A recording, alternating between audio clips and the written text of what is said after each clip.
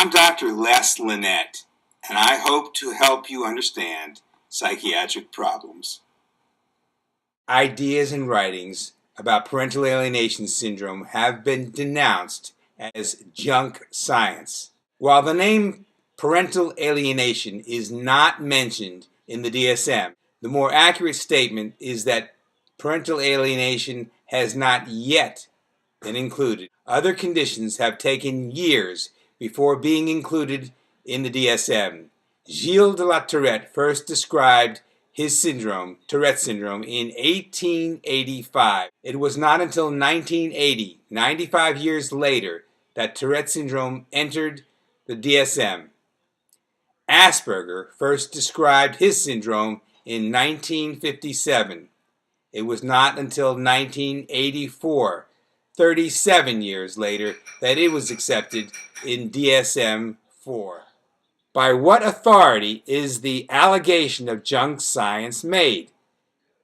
An ever-growing number of legal and mental health professionals are writing articles on parental alienation syndrome and citing it in courts of law. Neither the American Psychological Association nor the American Psychiatric Association has taken the position that parental alienation syndrome is junk science, or that it does not exist. Nevertheless, the failure to include parental alienation as a diagnosis in the DSM-5 diagnostic manual, the most recent one, published in 2013, is used as an argument that parental alienation syndrome is not accepted.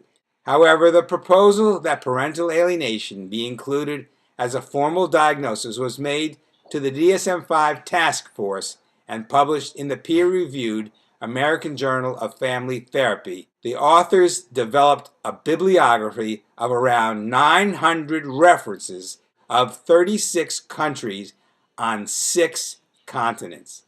The DSM-5 task force, however, chose not to include the actual words parental alienation, stating that a similar diagnosis did exist in the DSM-5.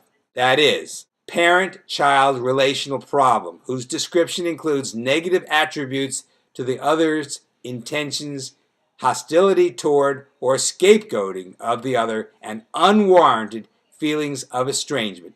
Is that not a description of parental alienation syndrome? Another diagnosis in the DSM-5 is child psychological abuse, which is non-accidental verbal or symbolic acts by a child's parent or caregiver that result or have reasonable potential to result in significant psychological harm to the child. Additional DSM-5 diagnoses may also be applicable in some cases of parental alienation syndrome. Child affected by parental relationship distress. Thus, the DSM-5 now provides several official diagnoses which may be considered in cases of parental alienation syndrome.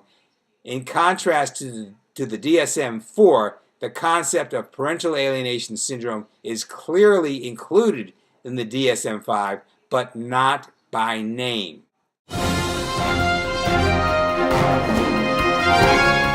Now don't go away. You can see a preview of my entire playlist.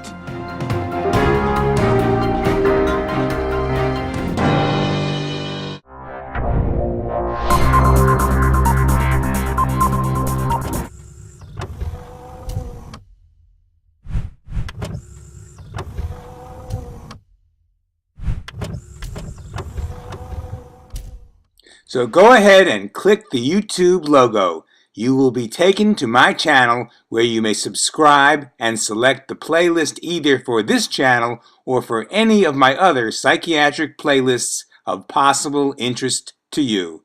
I hope to see you on YouTube. Bye.